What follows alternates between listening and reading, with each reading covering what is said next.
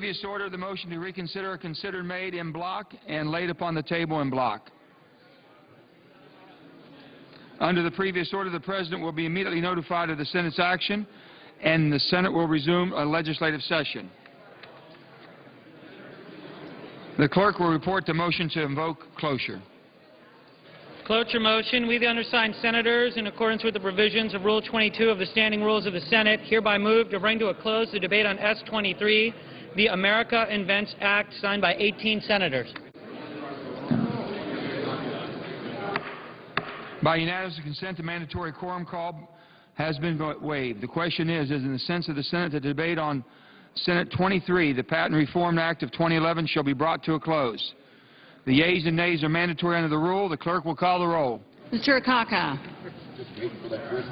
Mr. Alexander. Ms. Ayotte. Mr. Barrasso. Mr. Baucus. Mr. Beckett. Mr. Bennett.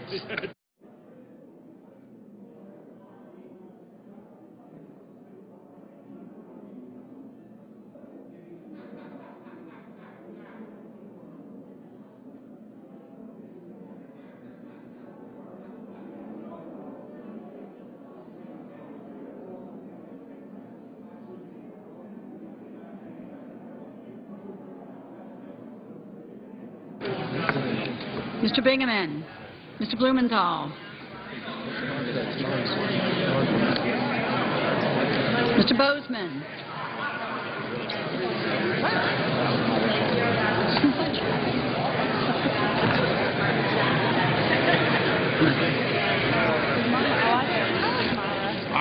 I've said that back.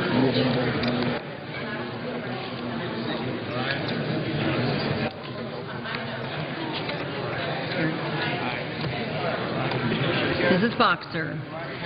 Mr. Brown in Massachusetts.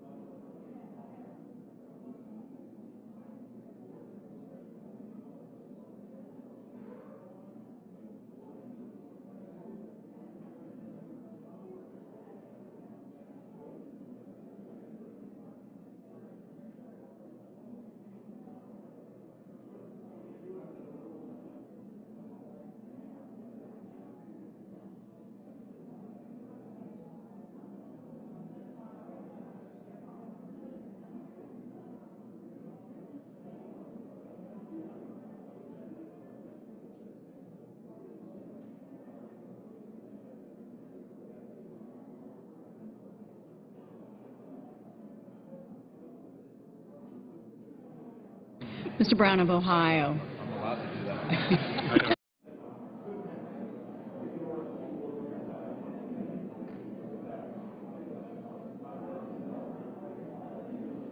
There's something that I say. Mr. Burr. Can't be silent. So. Ms. Cantwell. Mom. That's a good mom. You did a great job. I know. You're such a successful governor. Mr. Cardin. 3.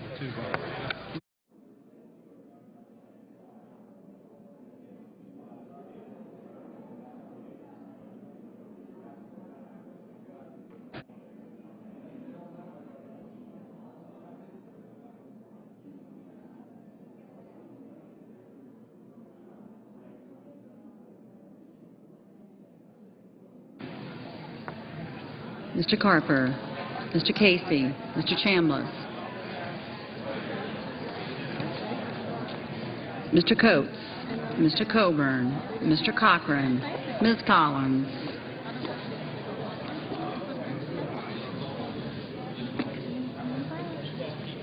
Mr. Conrad, Hey, Bill.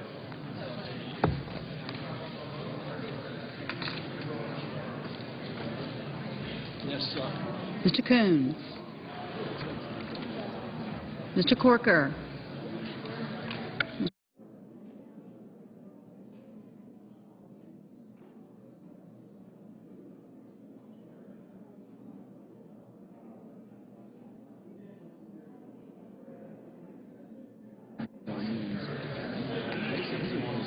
Mr. Cornyn, Mr. Crapo, Mr. Dement, Mr. Durbin, Mr. Ensign, Mr. Enzi,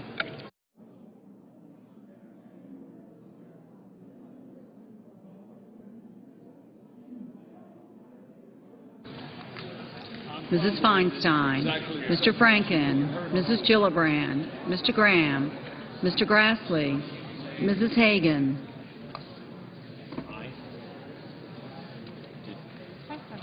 Mr. Harkin, Mr. Hatch, Mr. Hogan,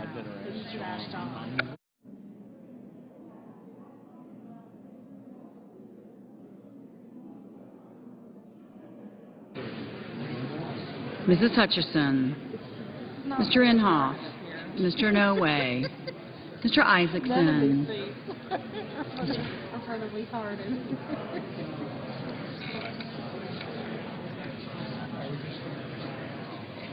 Mr. Johans, Mr. Johnson of Wisconsin, twice, And there Tom. Mr. Johnson of South Dakota, Mr. Carey, Mr. Kirk, Ms. Klobuchar, Mr. Cole, Mr. Kyle, Ms. Landrieu, Mr. Lautenberg, Mr. Leahy, Mr. Lee,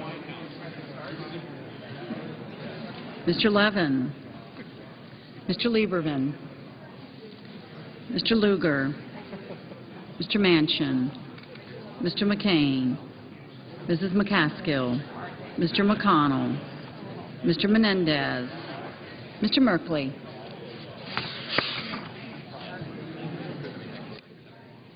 Ms. Mikulski, Mr. Moran, Ms. Murkowski,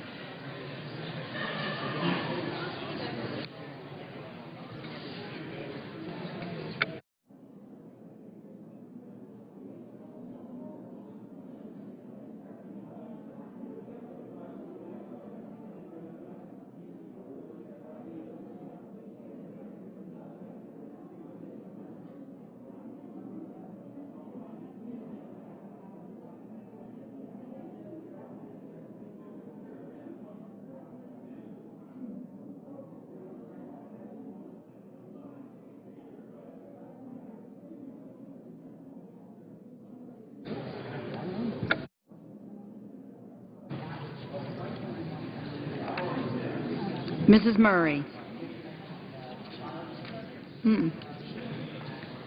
Nelson of Nebraska, Mr. Nelson of Florida, Mr. Paul, Mr. Portman, Mr. Pryor, Mr. Reed of Rhode Island, Mr. Reed of Nevada, Mr. Risch, Mr. Roberts, Mr. Rockefeller, Mr. Rubio, Mr. Sanders,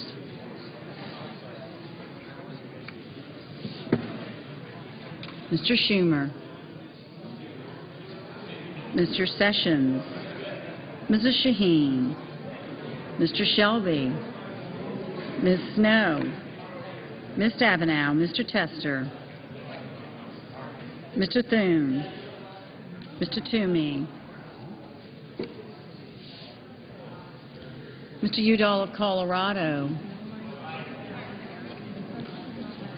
Mr. Udall of New Mexico, Mr. Vitter,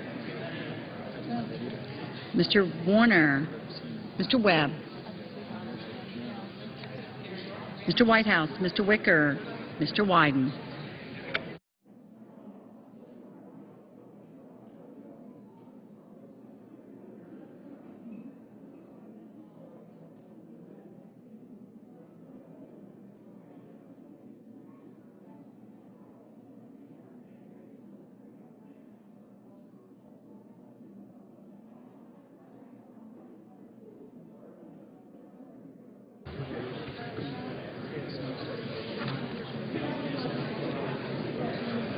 Senators voting in the affirmative: Akaka, Alexander, Ayotte, Barrasso, Baucus, Bekich, Bingaman, Blumenthal, Blunt, Bozeman, Boxer, Brown of Massachusetts, Brown of Ohio, Cardin, Carper, Casey, Chambliss, Coates, Coburn, Cochran, Collins, Corker, Cornyn, DeMint, Durbin, Enzi, Feinstein, Franken, Gillibrand, Graham, Grassley, Hagan, Harkin, Hutchison, Inhofe, Inouye, Johans, Johnson of Wisconsin, Johnson of South Dakota, Kerry, Kirk, Klobuchar, Cole, Kyle, Landrieu, Lautenberg, Lee, Levin, Lugar, Manchin, McCain, McCaskill, McConnell, Menendez, Moran, Murray, Nelson, Nebraska, Nelson of Florida, Portman, Pryor, Reed of Rhode Island, Reed of Nevada, Roberts, Rockefeller, Rubio, Sessions, Shaheen, Shelby, Snow, Stabenow, Tester, Thune, Toomey, Udall of Colorado, Udall of New Mexico, Warner, Whitehouse, Wicker, and Wyden. Senators vote in the negative: Crapo and Risch.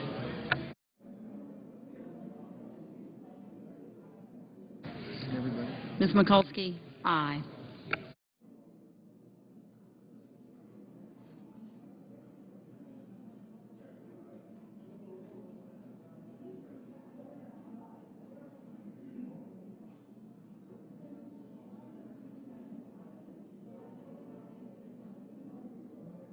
Ms. Cantwell? No.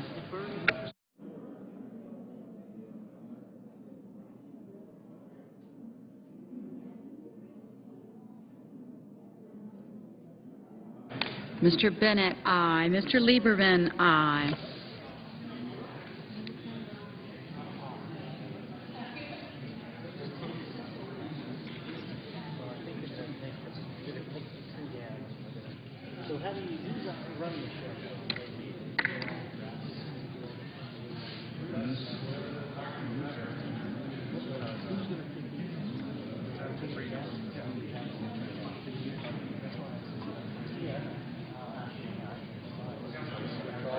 Withdraw the two and offer.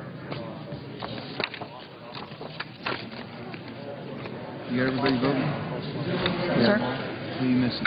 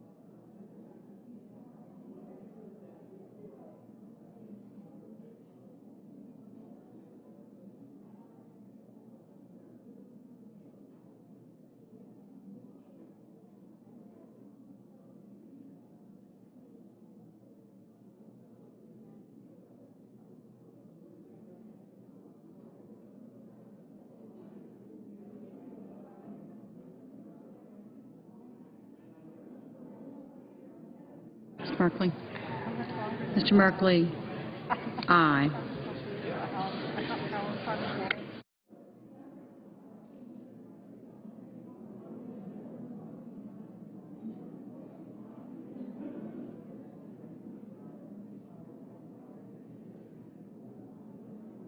Mr. Schumer?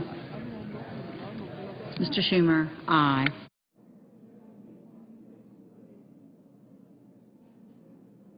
Mr. Coons? Aye.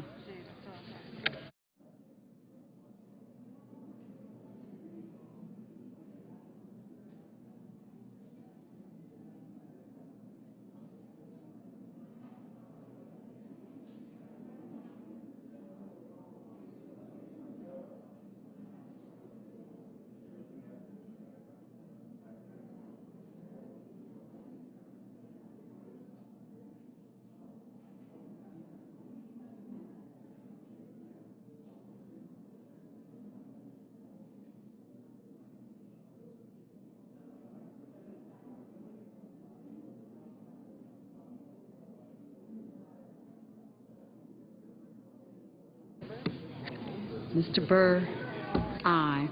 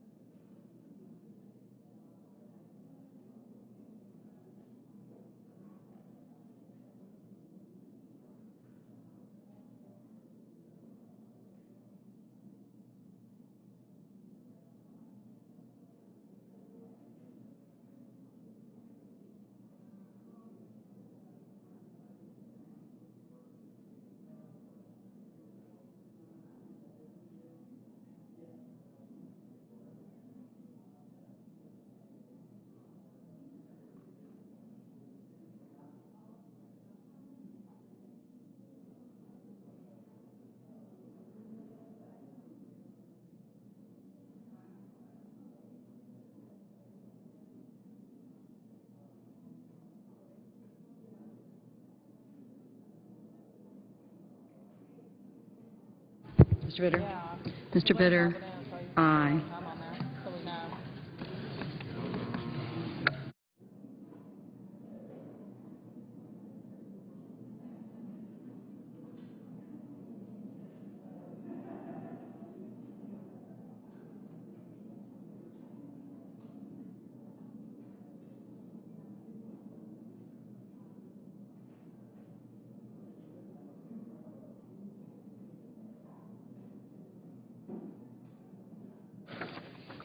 Are there any senators present that wish to vote or change their vote? If not, on this vote, the yeas are 87, the nays are 3. 3/5 of the senators duly chosen and sworn having voted in the affirmative, the motion is agreed to.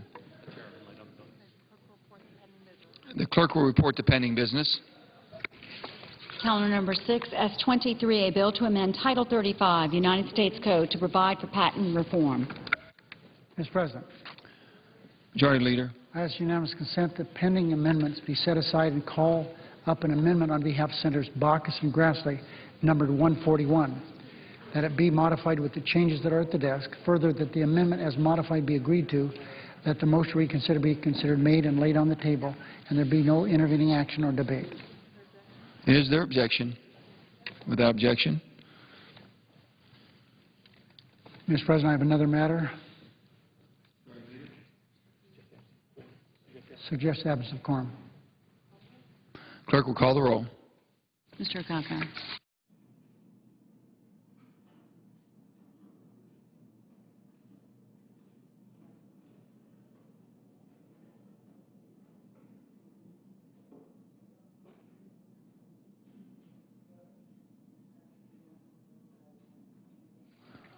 Without objection. I now ask unanimous consent to withdraw the pending Leahy and Bennett amendments. Without objection.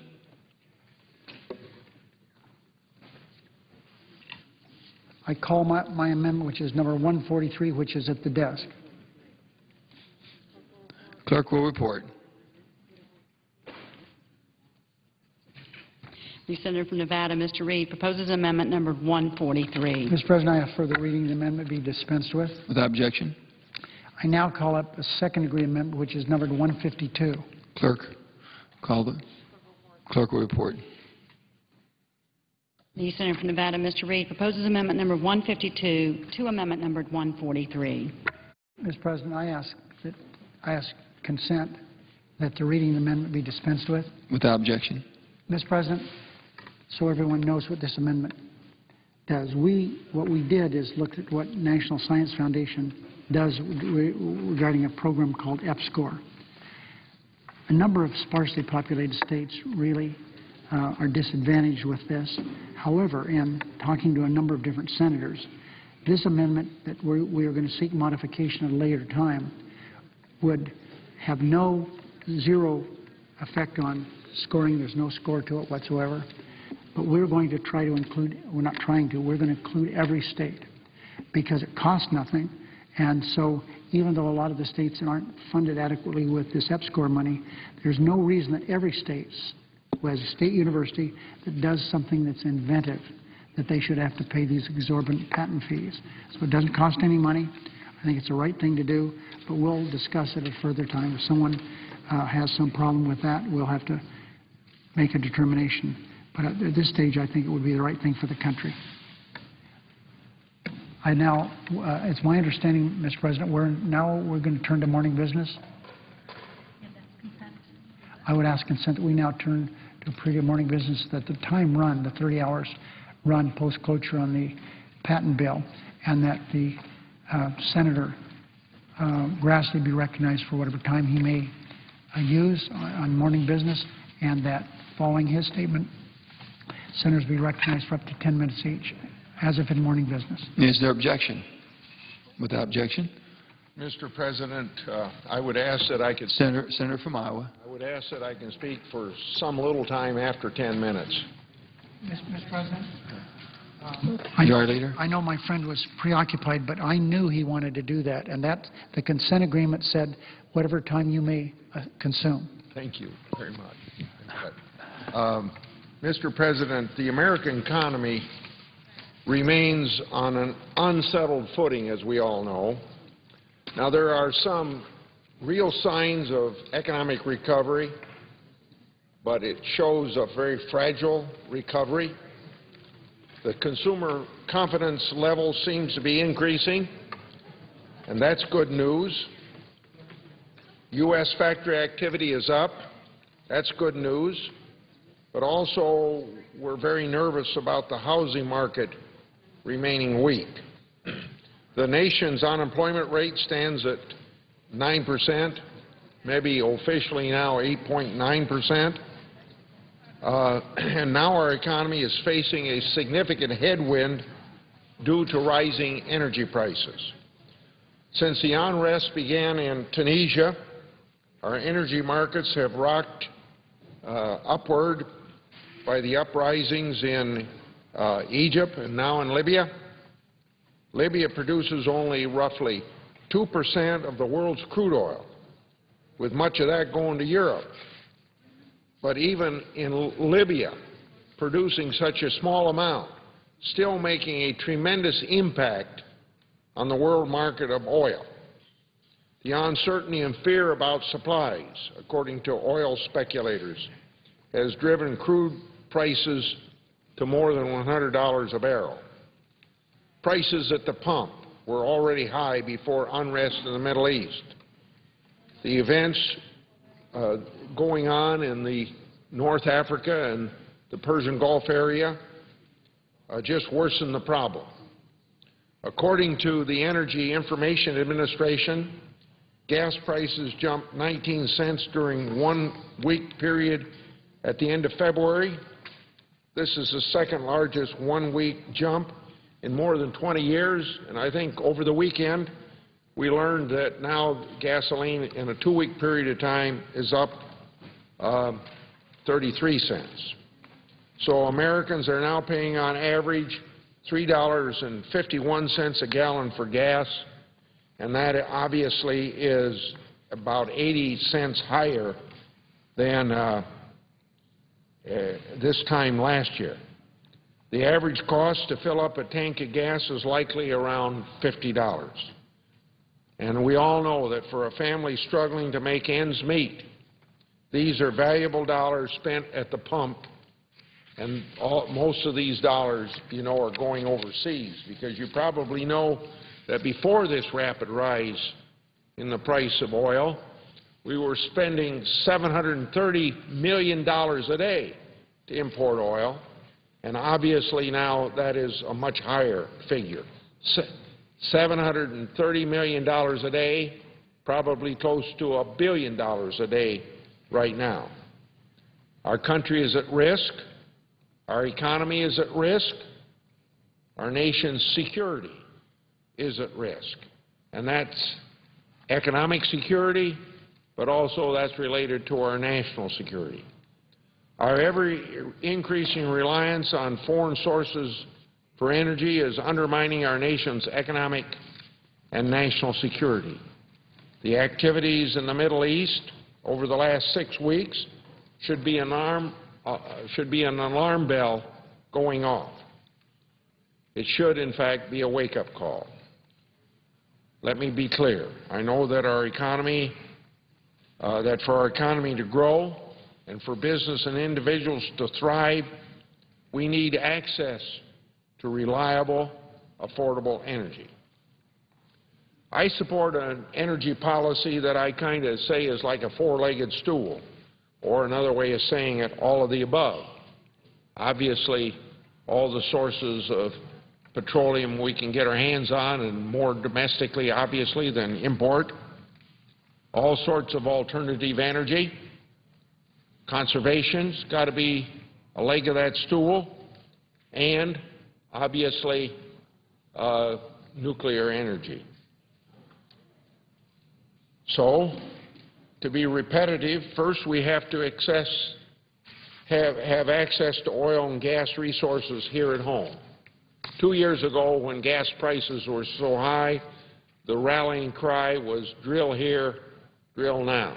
It seems to me that still is a legitimate rallying cry for us at $3.51 oil.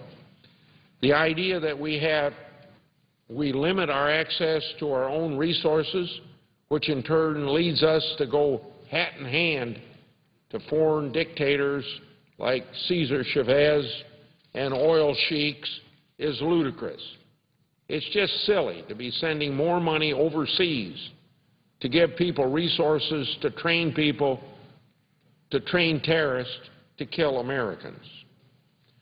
We currently import more than 60% of our crude oil, and it doesn't have to be that way. I know that we can't get to energy independence by drilling here and drilling now all by itself, but isn't it a little foolish to have our economy held hostage by events in Libya, North Africa generally, or the Persian Gulf area, and particularly with Libya, where only 2% of the world's oil comes from? The Obama administration needs to put an end to the existing policy of a de facto moratorium through permitting. That's for drilling onshore and offshore of our own domestic supply. We need to make sure that we're doing everything we can to protect workers and the environment. But permitting delays and obstacles should not prevent our nation from moving forward to developing resources here at home. I also support efforts to expand the use of clean coal and nuclear energy. I also support conservation efforts. I agree that the cheapest form of energy is the energy that doesn't have to be used. That's conservation. Here in the Senate, I've supported policies aimed at reducing energy use in homes and buildings through conservation and energy-efficient technologies. I see the value in reducing overall energy consumption. I've also been a leader in the Senate in promoting alternative and renewable energy. And why? Because the supply of fossil fuels is a finite quantity. We must look to alternative and renewables resources so that we can improve our energy and our national security. This includes supporting energy from electric, solar, geothermal, and biofuels. So I would focus now on the developing of homegrown biofuels. For many years, Congress has realized the need to develop an alternative to fossil fuels, particularly as a means of reducing our dependence on that fossil fuel. One of the first priorities was a tax incentive to encourage the use of homegrown ethanol. For over 100 years, the fossil fuel industry has had a monopoly on our transportation fuel. They built the market. They own the infrastructure. They weren't about to use a product they didn't manufacture, own, or profit from. So Congress created a tax incentive to encourage big oil to use the product and make it available to their consumers. It was paired with an import tariff to make sure that the only domestic ethanol receives the benefit of the tax incentive. So the tax incentive and the tariff work together to do two things. The incentive exists to discourage the use or to encourage the use of domestic ethanol. The tariff exists to ensure that we aren't giving a tax incentive to already subsidized foreign ethanol. In other words, wouldn't it be silly to have a tax incentive for the production of domestic alternative energy and then allow the import of it to have taxpayers subsidize an alternative form of energy coming in from another country? Well, that wouldn't make sense. Together, these two approaches ensure that we don't replace our dependence on foreign oil with a dependence upon foreign ethanol. So the incentive was created to encourage big oil to use a domestically produced product and a renewable product.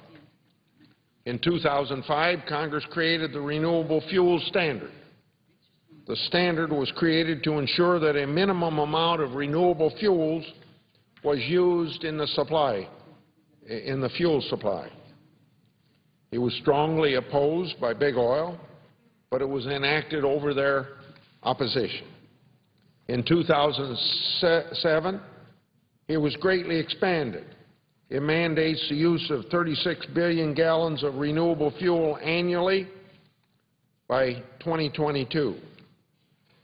But that decision made in 2007 also limited the amount of ethanol that can be made from grain to 15 billion gallons. One of the criticisms that I hear occasionally is that ethanol receives both an incentive and a mandate. So I think we should address that point. First, while the mandate requires that the fuel be used, it does not mandate that the ethanol be produced domestically. The incentive acts as an encouragement to use homegrown products. It increases economic activity at home and works to reduce our dependence upon foreign oil, and it doesn't do any good if you're importing a domestic renewable fuel if it can be done here locally, creating the jobs here. Secondly, the mandate acts as a floor to ethanol use. Without the incentive, we would consume a bare minimum. The incentive encourages ethanol use beyond the mandate. Some in the environmental community are quick to raise objections to the biofuels mandate as well as the incentive. I would like to suggest to them that this is a clear example of limitless hypocrisy and intellectual dishonesty here in this town. Many of the loudest voices against these policies are the same voices who lobby me for tax incentive and also mandates for wind, solar, geothermal, and other renewable energy. Now, I happen to be a strong supporter of electricity generated from wind and other renewable sources. I first authored the production tax credit for wind in 1992. Over the years, it has been expanded to include other types of resources. Since as far back as 2003, environmental advocacy groups have been pushing for renewable portfolio standards, which is a mandate that utilities around the country use a certain amount of wind or other types of alternative energy instead of coal in the production of electricity. So now what do we hear? They want the production tax credit for wind and other renewable electricity and a mandate that it be produced. Yet they oppose the same policies for biofuels. That is an inconsistency. That seems to be an intellectual dishonest approach, that they would like to have this senator support mandates for wind as well as a tax incentive for wind, but lobbying against this senator's approach to having a tax incentive for other alternative energies as well as a mandate. I've been a champion of ethanol and biofuels for a long time. I'm well aware of the positive role ethanol is playing to create a cleaner environment. It's improving our economic and national security, and it's creating jobs and economic activity in rural America. In 2010, nearly 90% of all gasoline sold in the United States contained some ethanol. The 13 billion gallons of ethanol produced in the United States reduced our oil imports by 445 million barrels of oil. After domestic oil production and imports from Canada, U.S. ethanol production is the third largest source of transportation fuel, what we use in our internal combustion engines. U.S. ethanol production is larger than what we import from Saudi Arabia or even from Hugo Chavez's Venezuela. And that reminds me, I said Cesar Chavez when I first mentioned his name. The dictator of Venezuela is Hugo Chavez, so I hope that'll be corrected in the transcript.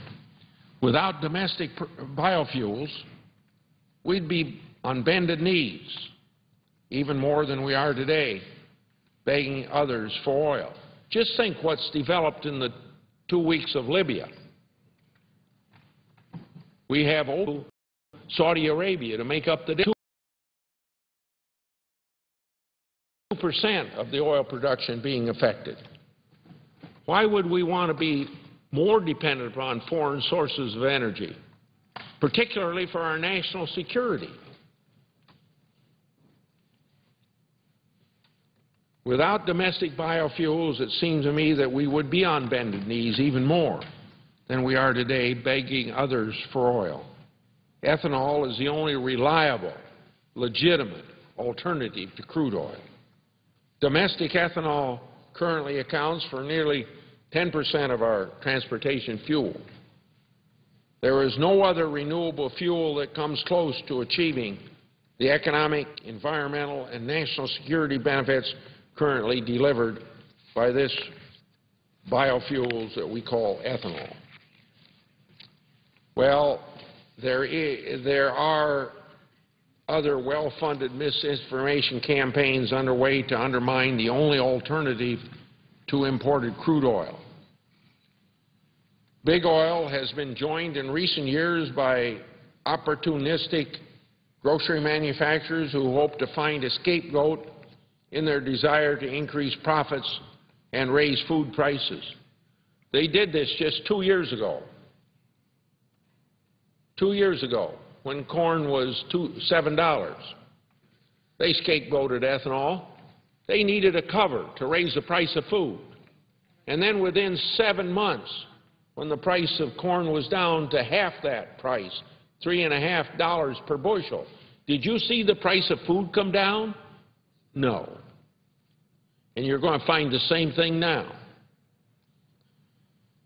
These people continue to perpetuate the same tired, baseless arguments to try and undermine our efforts towards energy independence. They're more interested in protecting market share and profits than national and economic security. Over the next few weeks, I'm going to do everything I can to talk about this issue, to educate the public on the benefits of domestic biofuels. I'm not going to sit quietly while the energy, environmental, and national security benefits of ethanol are scoffed at. I intend to beat back every false attack. The American public deserves an honest, fact-based discussion about the benefits of reducing our dependence on people like Hugo Chavez and Muammar Gaddafi. They deserve to hear the benefits of reducing our dependence on dirty fossil fuels. I look forward to continuing this effort and would invite dialogue from any of my colleagues. I yield the floor and suggest the absence of a quorum. Clerk will call the roll. Mr. Akaka.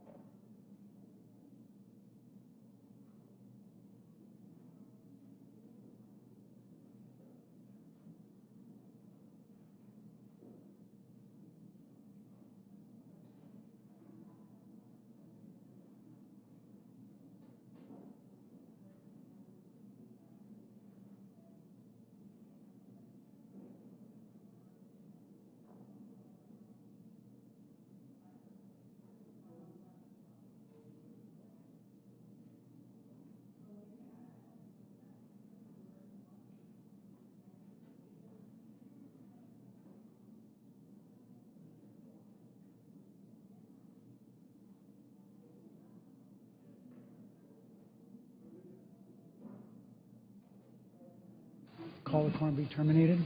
The Majority Leader. I ask consent that, Without objection. thanks a lot. I ask unanimous consent that the Committee on Veterans Affairs be discharged from further consideration of S-Res 55 and the Senate proceed to that. The clerk will report. Senate Resolution 55, expressing support for designation of a Welcome Home Vietnam Veterans Day. Without objection, the Senate will proceed to the measure. I ask unanimous consent the resolution be agreed to, the preamble be agreed to, and the motion reconsider be laid on the table. Without objection. Mr. President, I ask unanimous consent that when the Senate completes its business day, it adjourn until tomorrow morning, Tuesday, March 8th at 9:30 a.m. Following the prayer and the pledge, journal proceedings be approved today. The morning hour be deemed expired. Time for the two leaders be reserved for the use later in the day. Following any leader remarks, there be a period of morning business for 2 hours. The senators permitted to speak for up to 10 minutes each, with the time equally divided and controlled between the two leaders or the designees, with 30 minutes of the Democratic time under the control of Senator John Kerry. Without objection. Republicans will control the first hour, the majority will control the second hour. Mr. President, following morning business, the Senate will resume consideration of S-23, the American Invents Act, post-cloture. Further, that the Senate recess from 12:30 until 2:15 p.m. to allow for the weekly caucus meetings. Finally, I ask the time during any adjournment, recess, or period of morning business count post-cloture. Without objection.